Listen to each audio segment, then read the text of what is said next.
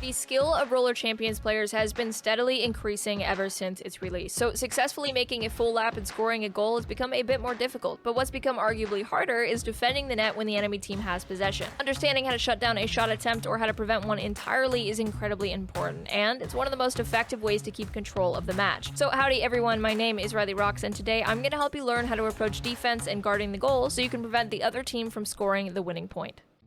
First and foremost, it is important that you get a good grasp on the various mechanics this game has to offer. Using the uppercut, a regular or extended tackle, the roundhouse kick, or the drop kick, these all feel like they might be useful for aggressive plays, but they're all valuable mechanics when attempting to make a save, as they're a core part of positioning yourself appropriately. When you have a better understanding of these mechanics and your player, you'll be capable of focusing more on your positioning, as your movement will come naturally to you. But of course, you can apply these moves more aggressively before your opponent even has a chance at a shot. This is important because defending a shot is a lot more than just catching the ball.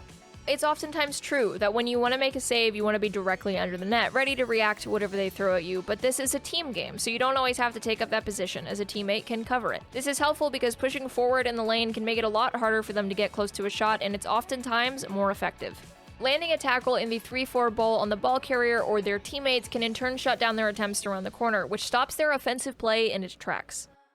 Now, tackling the enemy team goes hand in hand with shadowing your opponent. Shadowing at its core is mimicking their movements and moving with them, which makes it increasingly difficult for them to push by you, as you essentially become an adapting defensive wall. This is normally what forces them to turn back around or attempt to pass to a teammate. This can slow them down and give you more opportunities to get possession of the ball. Shadowing a player is especially valuable after they've rounded that final corner, and even more so high on the walls where they might be attempting self-passes or team plays. If you're in sync with them the entire time, you're actively closing off their opportunities to shoot the ball. This type of pressure on the ball carrier and their teammates will make their ability to get that final push a lot harder, and this will also give your team more time to rotate and position themselves near the net in the event the opponent makes it through you.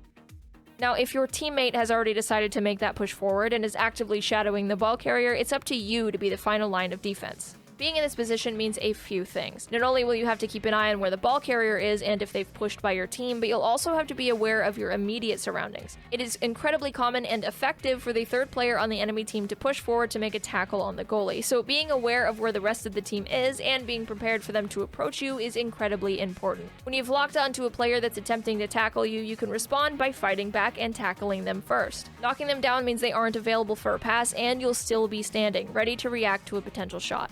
When the opponent opens up the net and they make their shot attempt, the uppercut mechanic will be one of the best options for actually catching the ball. Of course, using it requires getting the timing down, but when you do read the shot and make that jump, it can be the clutch save that shuts down the winning point. It's important to note, however, that their final shot won't always be in the front of the net. It's a relatively simple but effective strategy for the ball carrier to make their way to the back of the net for a shot, so your ability to read this and react to it is important.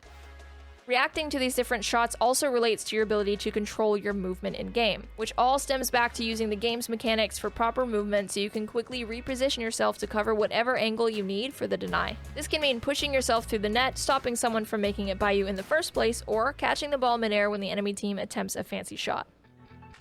All of these strategies take time to get down, but they're incredibly satisfying once you do, as you'll find defensive control means total control over your games. So get out there, hop into some matches, and shut down that offense. I hope to see you in the rink sometime soon. Again, my name is RylieghRox, and thank you for watching.